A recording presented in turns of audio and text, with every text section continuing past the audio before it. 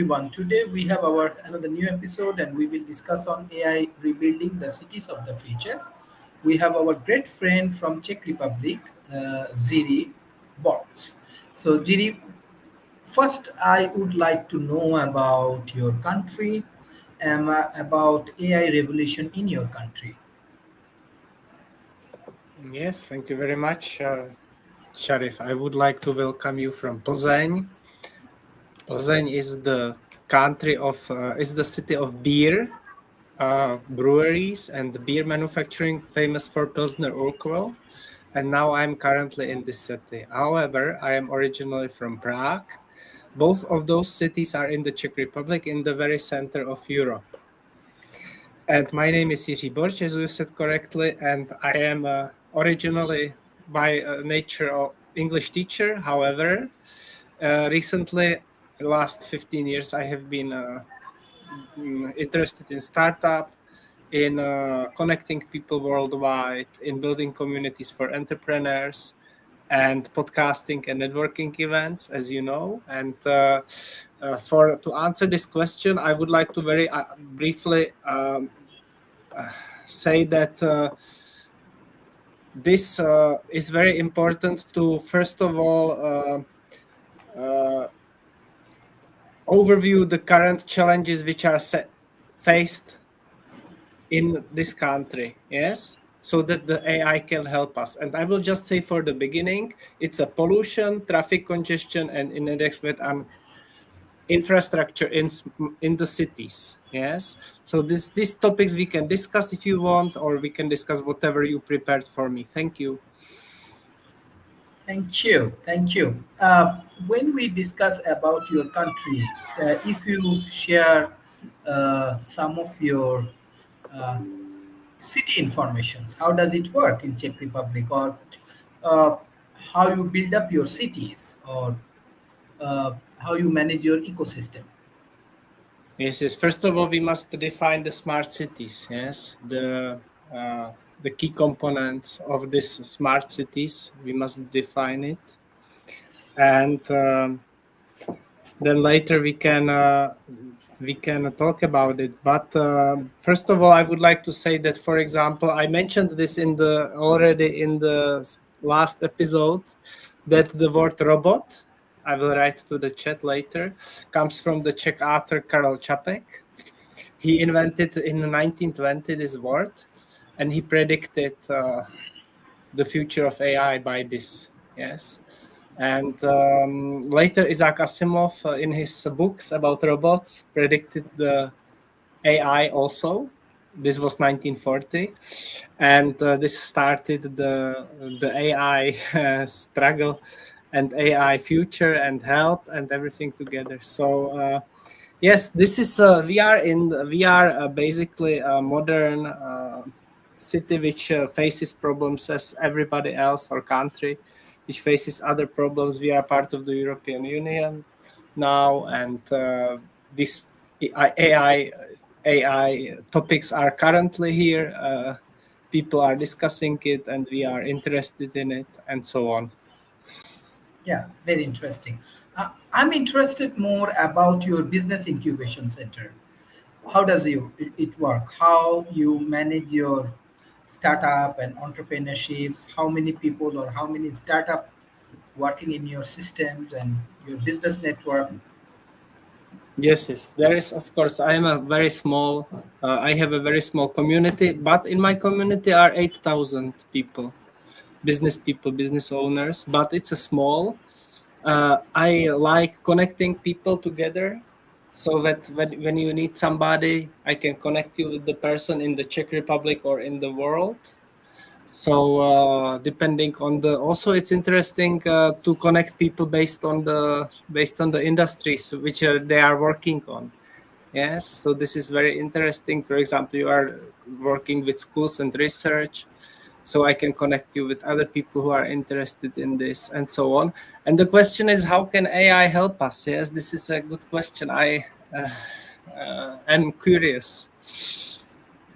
What about you, Sharif? What can you tell us about your country and about your situation and about your job? Can you tell us a little bit more? Because some people listening for the first time, and Yeah, sure. I just want to share some a, a deck how I think actually the role of artificial intelligence in rebuilding the future cities. So, how AI work in urban developments. So, uh, if you see my career, I work as a research professor. I work in Daffodil International University in Bangladesh. Beside that, in abroad, I work with few other uh, high quality institutions in Europe, in Middle East, in Asia Pacific, and in North America also. Uh, so, urban planning is one of the way I believe that. Our talent economy can play a major role. You know what is what how I develop this talent economy. This talent economy actually a ecosystem. In this ecosystem, where all of the people can contribute based on their talent, their hard work, and innovation. I grew in a small village. It's called Rajbari, and right now, after long journey abroad, I am working in Bangladesh. And this Bangladesh is some place where you can find lot of people, and they are taking lot of challenges. And I believe that education is the key to develop the smart infrastructure for the communities. So how this urban planning work in our countries? According to our thought process, smart infrastructure integrates digital technology with physical asset to enhance urban service. Why I'm very much concerned about these things, because country like Bangladesh, we have around 171 million people, and we have a very small countries, and we need to play with the technology, because technology can enhance the capacity like AI, like IoT, this blockchain. It can enhance the capacity of the traditional organizations. That's why my organization working with AI system monitor city environment, optimize resource distributions, and improve traffic management. And this lead to efficient public service, reduce operational cost, and enhance safety in urban asset. What it called smart infrastructure. Sustainability is the major important point for emerging economy. If you focused on Bangladesh or India or Maldives, these are the countries we have a lot of climate related effects. So for sustainable developments, AI can drive sustainable development by analyzing data to optimize energy consumptions and reduce waste. Smart city use AI forecast resource need, implement renewable energy source, and create eco-friendly building design. This practice contribute to resilience against climate change and promote long-term urban planning. So, what's your thoughts, Ziri, about community engagement, how you develop your community and everything. yes, I would like to speak about it. I can also share my screen if you want. Yeah, yeah, sure. Just give me 1 second. I will prepare my presentation. One moment, please. Mm-hmm. Mm-hmm. Mm-hmm. Mm-hmm. Mm-hmm. Mm-hmm. Mm-hmm. Hmm. Almost got it.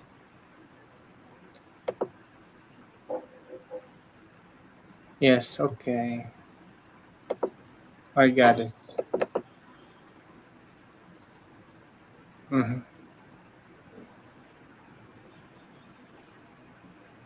Sorry that I'm taking too long. By the way, Czech Republic has 10 million people. Oh, okay, okay, good. And Prague has 1 million. So it's Okay, smaller. And okay, no problem. I will share my screen.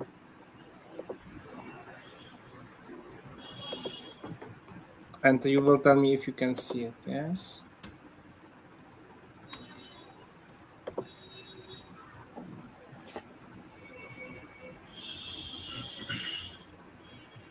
So my first question. my first statement for the community building is if my goals are clear, then I can easily achieve them. Yes, if my goals are clear, then I can easily achieve them. So I'm always asking about the goals. What are the goals for the community? Yes. And can you see my screen, Sharif? Yeah, yeah, sure. And what are the goals of the community members, each of them? Yes. And each member has some goals, and the community has goals. Yes, like it's. What do you think about this? Do you have a community too around your business life and projects? Yes, definitely. That's why we built this World Talent Economic Forum, right? Mm-hmm. Many people like you, they engage in these communities, and we always want futuristic people like you, Yes, yes. because And what is your futuristic, yes, yes. What is your goal, Sharif? Tell me, share with uh, us, please. very simple. Look, yes, in a bigger scale, we are uplifting 100 million people. But if you focused in this goal, you can find that ultimately getting jobs, getting good educations, uh, train the people with modern science, engineering, and technologies is the only way to solve organizational problem. I cannot solve anything, but if we can solve these educations and high quality things with our communities, then easily we can enhance the community. So This these is. communities, Mhm. after that, they will engage with this ecosystem, and they will solve the complex system with their startup, with Mhm. their solutions. So our jobs to give them proper educations and train them. Let's say next 10 years or 5 years, first I want to educate 10 million people or 10,000 people, example. And these 10,000 people, day by day, they will improve the life of their communities. So, what do you think? It's perfect. I like it. I have the similar goals. This is perfect. And growing the community and bringing in the people who are interested in cooperating together, friendship, building new business friendships, and so on around the whole world is very important. Thank you for sharing with me. And also, I would like to say to everybody who is listening now, thank you for listening and please realize your goals. Do you have goals? Can you easily achieve them? Are they clear? So, this is my part of my presentation. I will continue with my presentation. And if it's too long, just tell me, I will stop sharing. No, no, Yes? you can continue. Today you are our special guest, so this is your show. Yes, thank you. So my next sentence is where is order, there is not much left to do. Yes, where is order, there is not much left to do. So these are some Wu Wei principles which I'm following. And do you think would you like to follow up on this sentence? Where is order, there is not much left to do. Do you agree with this statement? Yeah, definitely. Okay, Definitely, let's I agree with that. continue. Mhm. A leader never rushes things. This is interesting. So, for example, I think about this often. Yes, leader never rushes things, and this I like about you that you never rush anything. It's fine. It's some people rush. Sometimes they are leaders and they rush and they want to achieve immediately, and sometimes it's good to let it flow. Yes, and the things will come naturally. What do you think about this, Sharif? Definitely, a leaders never rush things. This is very, very important because people has to realize the goal. People has to understand you properly, and you need perfect relationship to make things happen. So, in between time period, you can make a productive relationship in between your communities, and so that's why I like your idea of a leader never rush things. Okay, let's continue with my presentation. I have four more slides. Leader helps others to achieve their own success. Leader helps others to achieve their own success. Yes, so we must help each other. A true leader helps other people, yes, to achieve their own success. These are some principles which I am following. What do you think about this? About this leader helps others to achieve their own success. Yes, yes. Definitely, because if you want to build up a community, if you want to be a good leader, leaders mean you have to help others. So helping others with their success is very important. In a one Mm-hmm. sense, I really like our chief advisor concept.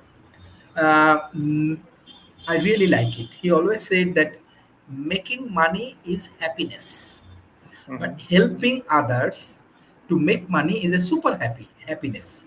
Mm-hmm. So when a leader actually help other to achieve their own success, it means you are helping others. So it's make you super happy.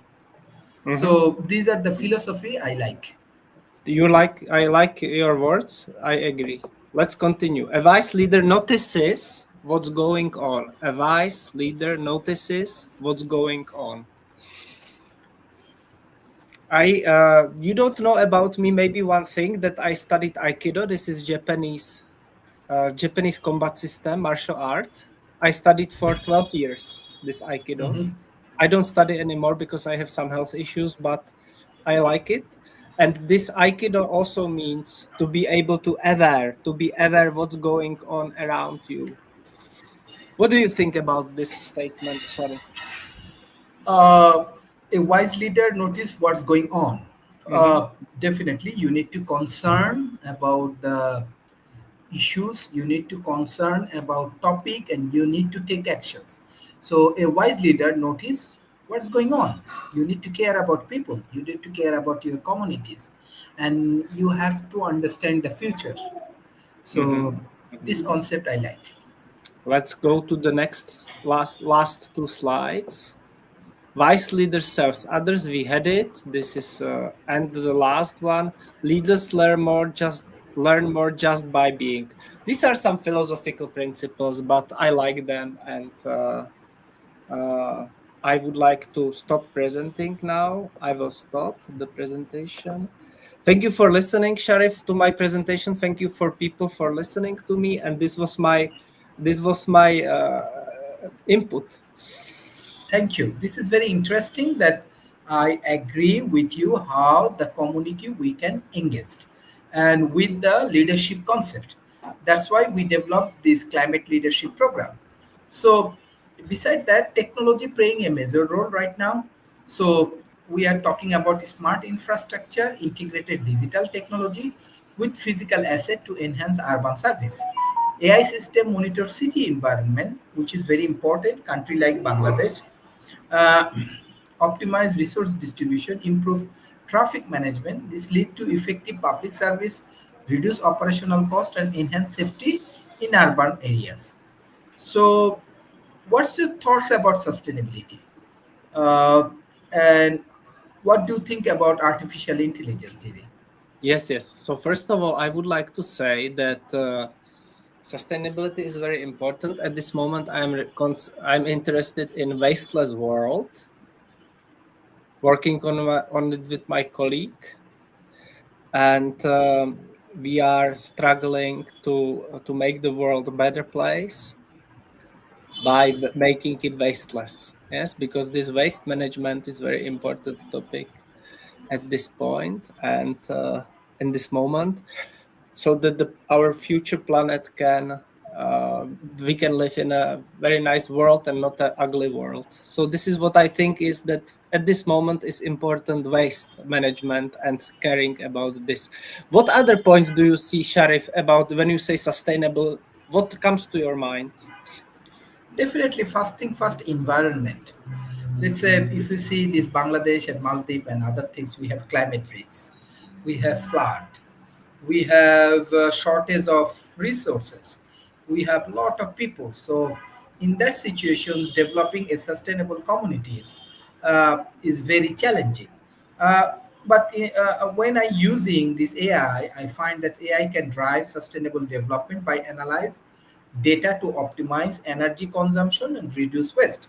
What you call that, you are very big fan of waste management. So smart city use AI for forecast resource needs, implement renewable energy sources, and create eco-friendly building design. This practice contribute to resilience against climate design and promote long-term urban system. So when I discuss about the city plan or urban plan and when this point come and if we can implement this renewable energy, eco-friendly buildings, this energy consumption, what you call waste management and reduce waste, I think it may help a lot uh, with our sustainability and so on. Uh, I just want to know about your country, how these autonomous vehicles work in your country. Uh, do you have any project like this, or you have any entrepreneur who is developing autonomous vehicles? Yes, yes. I can you give me one example of autonomous vehicle? What is it, please? Let's say AI based car. Yes, yes, So yes, yes, let's yes, say, yes, yeah, yeah, yes, yeah. yes, yes, yes, yes, yes. I understand. Um, uh, I have opinion about this that it is future. Definitely, it is future. It is happening now. It's not 100%. We cannot rely at this moment. We cannot. I think it's my personal opinion. Yes, that we cannot rely on AI 100% in autonomous vehicles usage because it's not 100 at this moment. It's not 100% reliable, but there is development and it's a future according to me. For example, in the parking the vehicle, or in the highway driving on the vehicle, or making the using AI in the. But the question is, there is one question which I would like to maybe discuss with you. Do you think there are any risks in autonomous vehicles usage for the future or not? Yes, every new innovation has risk. Maybe many people, many driver may lose their job. But on the other hand, if we can train the driver with AI, I think there is an opportunities. We can make a efficient driving drivers in our ecosystem. Yes, yes. And there is also one question. This is about using, I don't know if it's connected with autonomous vehicles, but it's about using fuel or using electric cars. This is Yeah. also interesting for me to watch some videos about this and to discuss this, but I don't know if it's connected with autonomous vehicles subject, like the how to power the car. Yes, like if it's a fuel or if it's electric or some maybe water or hydrogen or powered. It's interesting for me these things. I don't know so much about it, but like a hobby, I watch it sometimes. Okay, great. Thank you, Mr. Shankar, to joining today's sessions. Can you hear Thank me you. now? Yes, I can. Yeah, we are discussing about AI rebuilding the cities of the future. So, Yeah, what's your thought? How AI can help? I know you are working with Gift City in India. yeah, How yeah. your uh, how your our AI innovations can rebuild the cities of the future, like the Gift Cities. What's your thoughts? What's going on in India? Oh, well, when I think about AI, I always think about how it can help humanity. And we understand that there are new technologies that are coming, like the Gift City is a world class city. Having said that, what is very important is I'm a human centric in the sense, besides the opportunity to do things efficiently, quickly, it's very important to understand the quality of air, the quality of water, the quality of carbon that are being we are exposed to, and AI can actually help determine these and take it forward with technologies which are climate technologies, environment friendly technologies, and that's where I'm working to make sure the future cities are highly livable. And my work is around those points to follow the Excellent. SDG and translate into technologies that help it's a human centric economy. Yeah. Excellent. Just we are discussing about this autonomous vehicles represent a significant shift in urban Yeah. transportations. They have the Yeah. potential to reduce traffic congestions. I think this Yes. is happening in Dhaka or Delhi. So lower accident rate and decrease pollution level.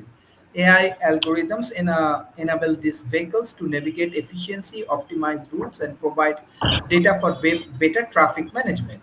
And Yeah. Yeah. public transportation is very important factors. And I believe that innovation in public transportation drive by AI include Yeah. real-time tracking, predictive maintenance, and dynamic routing, which is very important. But we always request the bike and pre-designed pathways. Uh, Yeah. Expanding bikes and pre-designed pathway is crucial for fostering sustainable transportation. AI can assist in planning this pathway by analyzing traffic data, environmental impact, and user preference. So, Yeah. what's your thought about this AI-based transportation system, or what are the innovation systems uh, you are using in your gift cities or in your place in Gujarat? Yeah, so when you said about the modality and the transport, we see all the cities in the world are highly mobile using the current transport of cars. If you go to an important city, you have to have a car, a mobility. And when you see that, and with AI, we are able to find out the best, like what you said. And that's exactly what we are trying to do at the gift. Having said that, we have to integrate the green, the pathways, the cycling tracks, and everything that we have been used to as a human. Otherwise, we are actually going forward with, like what we say as the wings. You're flying, but we are not going grounded like the way we were supposed to. And that affects us in many ways.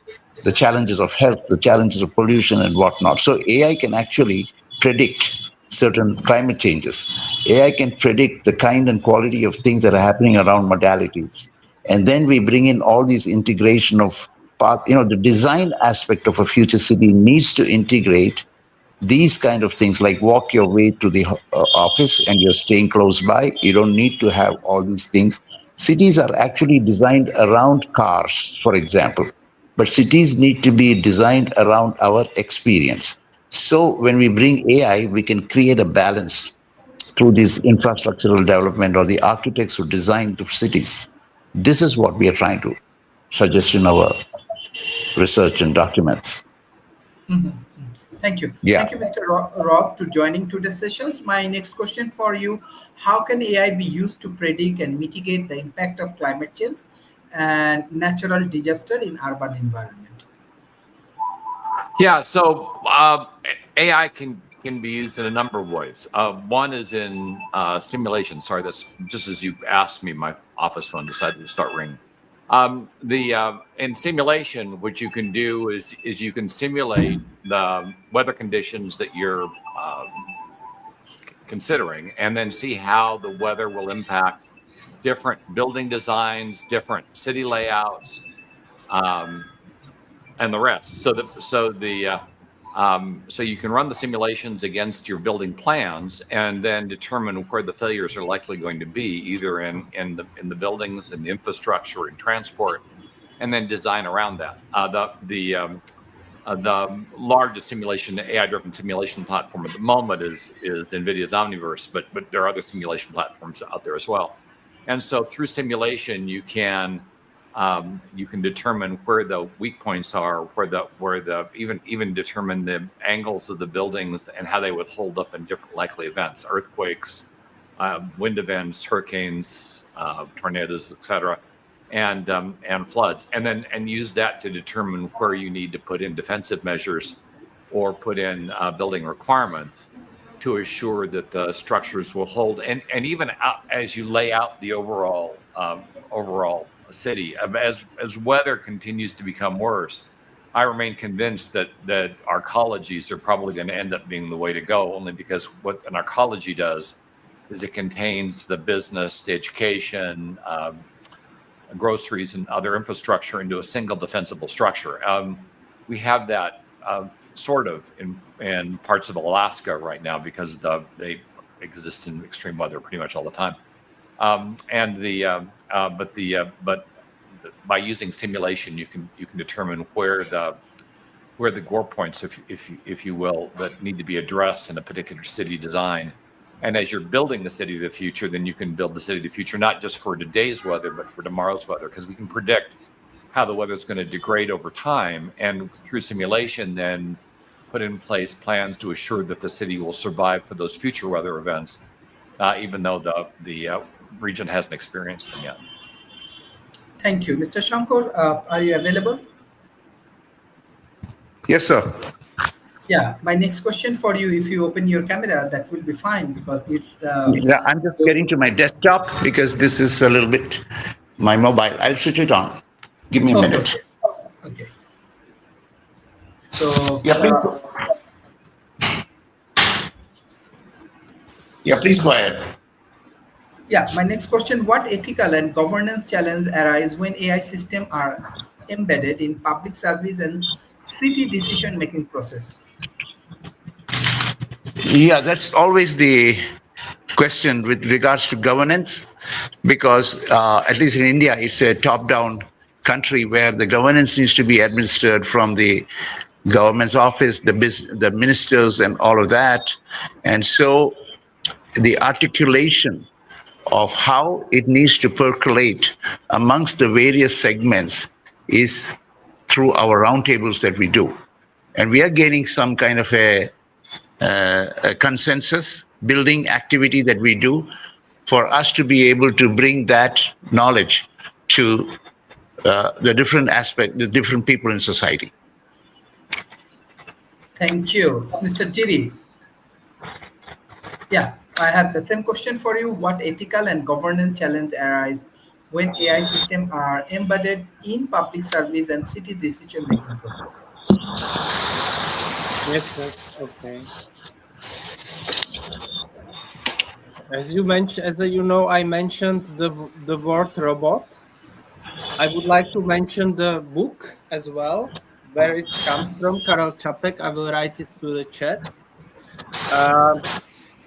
And I would like to say that the book is called RUR, and I recommend everybody to read it. I will put in the chat.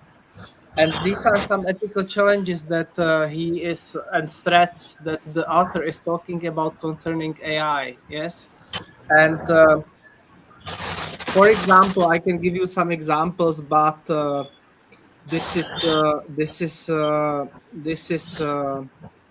like the misuse of AI and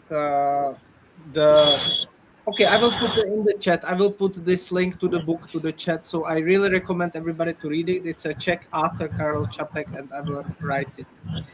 That's all from my side for now. Okay, thank you.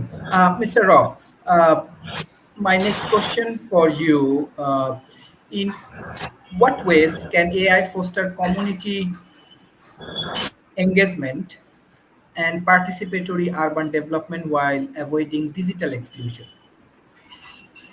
Well, so AI is at least the current generation of AI, generative AI, is conversational by nature. And often the problem that government has is how does it connect with its constituency in a granular fashion so they feel that they're included. And AI can form that interface. The constituents can either work through the AI through text or voice.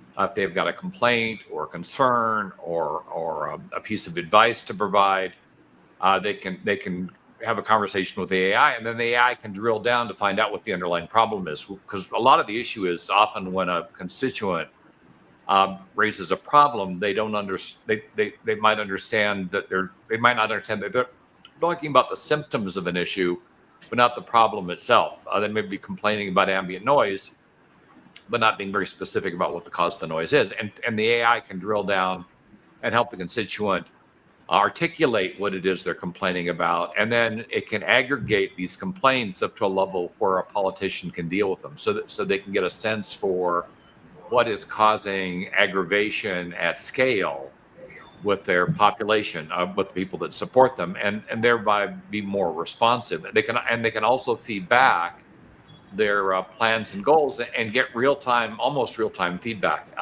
because the AI can simulate the constituency based on how the constituencies reacted over time. And so the politician can ask the AI, what is it that's going to provide me with the biggest bang for the buck? What is it I can do that's most likely to get me reelected? What is it that I can do? How should I prioritize my focus based on what my constituents want? And the AI is very performant in that regard, assuming it's fed clean data and it is interacting on a regular basis with constituents. So it really could form a much stronger bond between the politicians and the people that vote for them, potentially creating a much more performant government. Granted, it doesn't directly address the issue with money in politics or inordinate control that can be applied with financial resources, but at least with regard to providing a voice for the constituency, it can do that very effectively. And if the politician wants to understand what his or her constituency wants to have happen, it can perform that role as well. Thank you, Mr. Shankar. My next question for you: how do AI-powered surveillance and security system balance urban safety with privacy and civil liberties in future cities? I just missed a few words. Could you just repeat? How do AI-powered Yeah. surveillance Yes. and security system Yes. balance urban safety with privacy Yeah. and civil liberties in future cities? Oh, okay. There are a few points. There are a few aspects to this. I think what you just mentioned, and I think AI uses facial recognition, right? And that's one aspect that I want to touch upon. And also, there is the license plate recognition, behavioral analytics, and let's say predictive policing algorithms, drone and satellite monitoring, and audio and visual anomaly detection. So these are the kind of points that I would think that can touch upon how the surveillance mechanism works and how it works, crime detection and prevention. And emergency response coordination is something that AI can bring with surveillance. And of course, the traffic law enforcement and border and critical infrastructure security. So AI plays a lot of multiple things at multiple levels. So when you ask about privacy and civil liberties concern, I think the widespread data collection without consent can create what is called a chilling effect. And the facial recognition bias, there is higher error rates for minorities or women and non-binary individuals, like lack of transparency. Citizens often don't know how AI systems make decisions. So that is something which is a gray area. Also, we can look at how data is misused, like risk of hacking, unauthorized sharing, or use for political repression. So there's a lot of accountability gaps. Hard to challenge AI-based decisions with algorithms are proprietary or opaque. We can't challenge it. So this is my 2 bits into this. Thank you. Thank you. Mr. Rob, what you want to discuss about this question? How do AI-powered surveillance and security system balance urban safety with privacy and civil liberties in future cities? Well, they don't really. I mean, the thing is often these systems are put in place with the sole task of reducing crime, and providing, and by their nature, providing a much faster response time from police. The nature of them is naturally privacy, contrary to privacy desires. I mean, a lot of people don't really want cameras on them all the time, but that's the world we live in.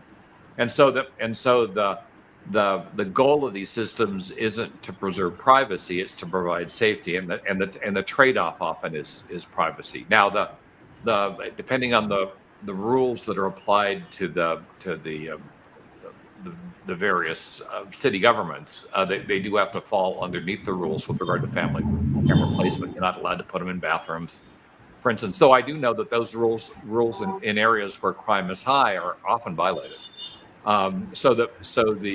So often, and this is often the case historically, if when safety and privacy come into conflict, safety tends to win. When the concern about safety is very high, privacy wins when the concern of safety is very low.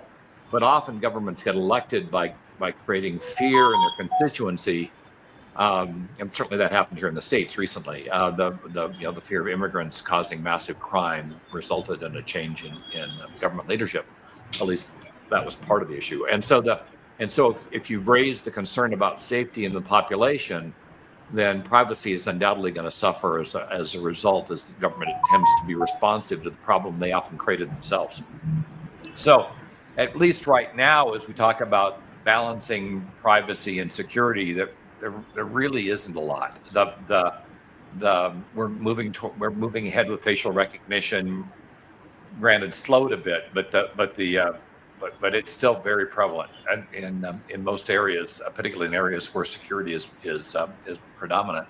And other forms of biometric authentication are also very popular. I should point out one of the reasons for that, though, isn't so much the security and safety thing, as opposed to the fact that passwords and IDs have been unsecure from the start. And so we continue to struggle with how to replace passwords and IDs with something that is more secure, but still private in nature. And as I say, right now, so far, the privacy thing is being sacrificed for the higher level of security. And our long-term concerns, of course, are revolved around what happens with the data that's being captured as part of the authentication effort. And all it takes is a major crime, a terrorist attack or whatever, and the protections for privacy tend to get tossed out the window as people focus like a laser on catching people that cause the problem, and then preventing the problem from recurring. So, at least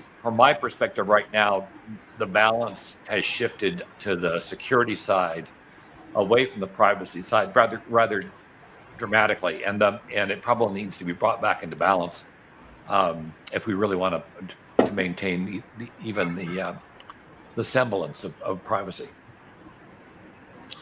Thank you. My next questions to Mr. Shankar. How can AI-driven urban planning tools help design more sustainable, inclusive, safe, and resilient cities for the future?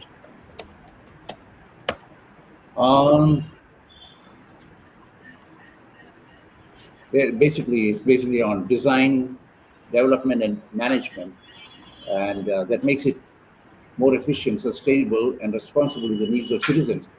So if you say how all AI enhances urban planning, AI models simulate future scenarios, example, population growth, mobility patterns, and climate impact.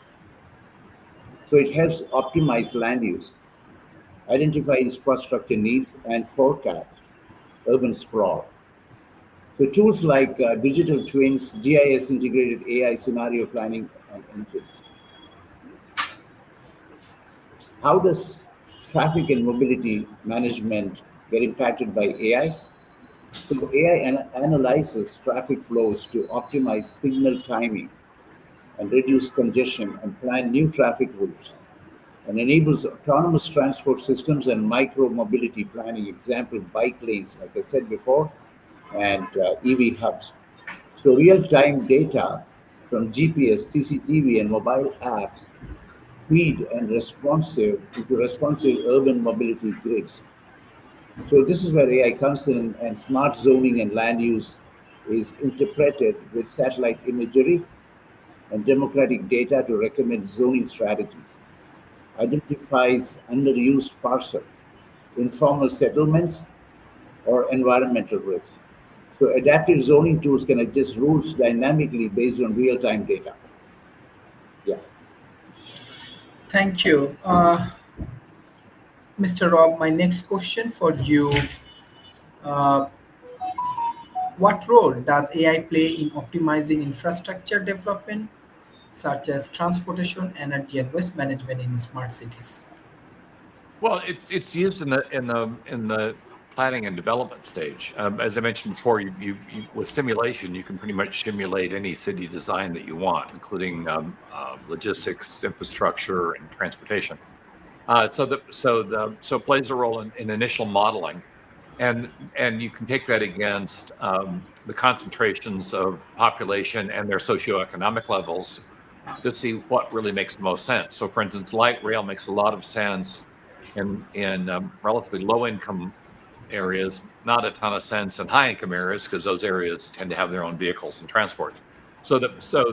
Except when you have to have servants that go into those areas and service the buildings. This, of course, will change out as we move from having human servants to more robotic servants in homes, and then you won't need it again. And so the plan can not only look at the existing needs for a particular type of infrastructure, but it can look at underlying trends and then forecast what's going to be needed in the future and how those systems are going to have to be shifted.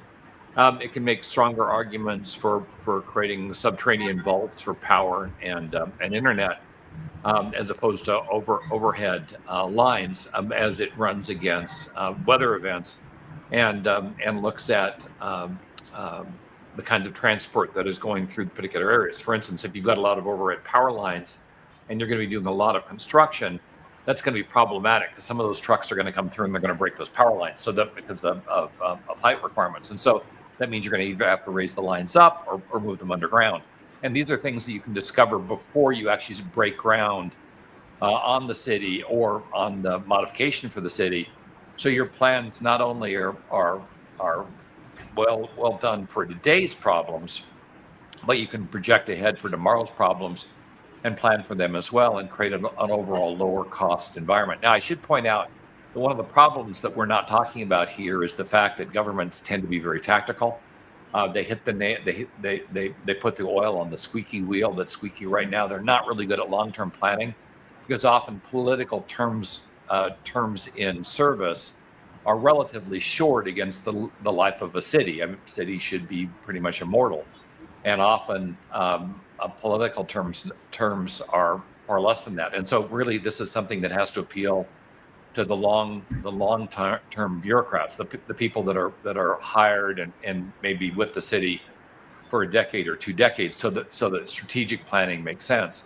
But your political leaders don't really care about that stuff because they recognize they're not going to be in office at that future point in time. So why spend the money to address a future problem if it's something my successor is going to have to deal with, which I think is a problem with the overall system. But AI certainly can be used to plan for these future events, to assure that city planners are addressing not only today's problems, but the problems that are likely to emerge tomorrow, and create a much more efficient structure. Just as I mentioned, they rule against the non-strategic nature of elected officials, and that's a problem that exists regardless of AI. Thank you. Mr. Shankar, if you share some of the city planning case studies from India with our audience, Sure. that will be helpful for today's discussion. In fact, are you talking about GIFT City or? Yeah, GIFT City or any other plan you have in mind from India? Okay, because GIFT is India's first operational greenfield smart city, so I can talk about that. AI and IoT-based systems for traffic, utility, and environmental monitoring. That's what they are incorporating. And there is also at the GIFT automated waste collection and underground utility tunnel and district cooling system, which makes it green, and digital command and control center for citywide governance. And this is actually creating a real impact in real-time management of civic functions. And while we do that, attract major fintech, banking, and IT firms. Because of the way it is constructed as India's green city and AI-enabled city, serves as a replicatable model for smart finance-focused cities. So that is one. There is also Pune's smart city. They use AI-based video analytics for traffic management and public safety, developed an integrated command and control center, and AI predicts garbage pickup needs and traffic congestion using the basic, it is able to predict. And so the garbage pickup is very, very clean and nice in Pune. It has reduced emergency response time by 30% for anything that happens in the city, and better coordination among civic departments. Bhubaneswar is another city in India which is all integrated operations center for urban services. But one thing which is very interesting in Bhubaneswar is they work on child-friendly urban planning and inclusive public spaces. So GIS and AI tools used in master planning and traffic flow optimization, as Rob mentioned. And the impact is ranked as one of India's top smart cities, Bhubaneswar, and it has improved traffic flow and data-driven infrastructure rollout a lot. So these are the three things that come to my mind right now about AI-driven smart cities in India. Thank you. Mr. Rob, if you can share some of your experience, like AI-driven cities from USA, that may be helpful for our community. And beside that, I have a question like, what collaborations between government, academia, and industry are essential to ensure that AI-enabled urban development is equitable and people-centric? So often the difficulty in putting together one of these collaborative groups is the difference in the political goals of the parties involved in it and the transitory nature of some of the political side of things. Education is relatively stable. Business can be relatively stable depending on what's going on in the company or companies. But government tends to change on a much faster rate, and it makes creating these partnerships problematic.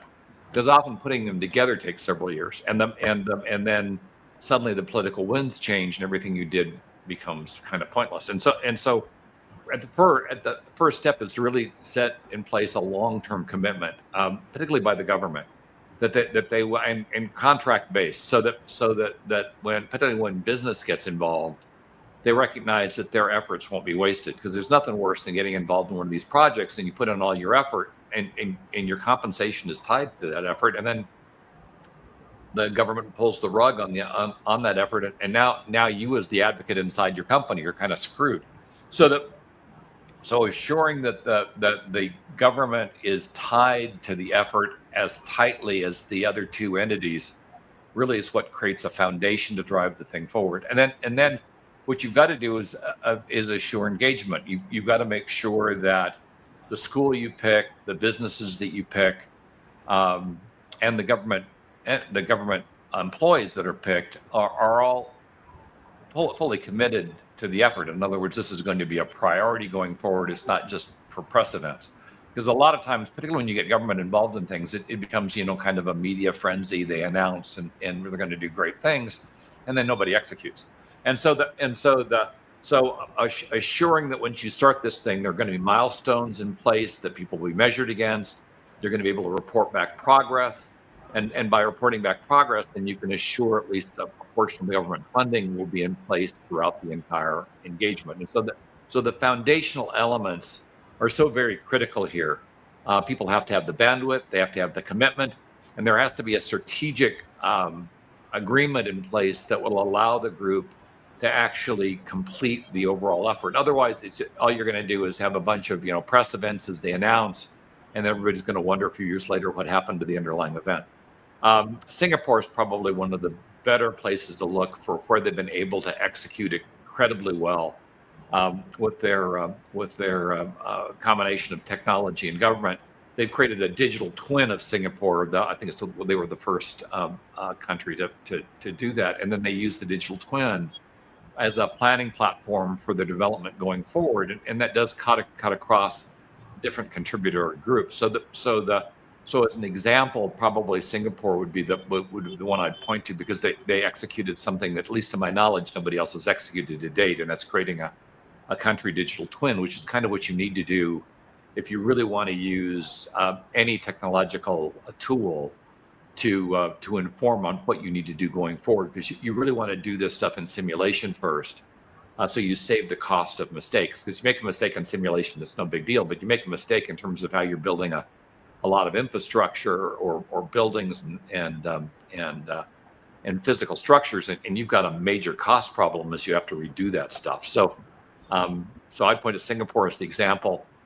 U.S. is kind of a mess at the moment with regard to technology and government, so I'm not sure I'd point to anything. I mean, in San Francisco, they're doing a pretty good job of testing autonomous vehicles, but it's kind of a nightmare as well. So I'm not sure I would hold that up as a successful effort at the moment. Dallas is doing something, but I think it's probably a little bit better in Texas. But again, so much more is happening in the Norwegian states and Singapore in particular in Asia, and China is making some huge strides with regard to blending automation with city services as well. Though I think Singapore, because of the digital twin thing, I think they should be used as the gold standard.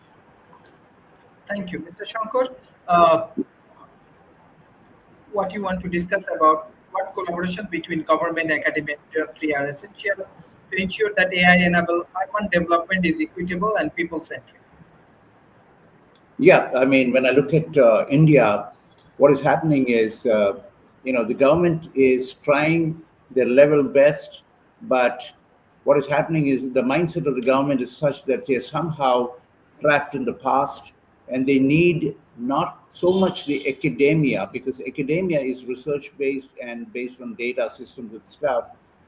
I just see that some of the big corporate groups are able to, create their own ventures that become kind of prototypes for the government to be invited, so that they can actually touch and feel what is happening. And in Ahmedabad, actually the CEPT University, Gujarat Urban Development Department, private developers, they focus on including land pooling model, ensuring equitable access to roads, water, and green spaces.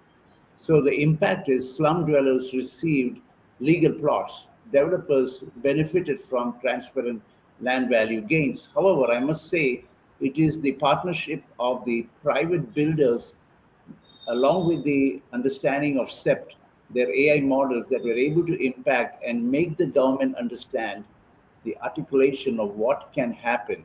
So that becomes a use case for other cities to develop and prosper.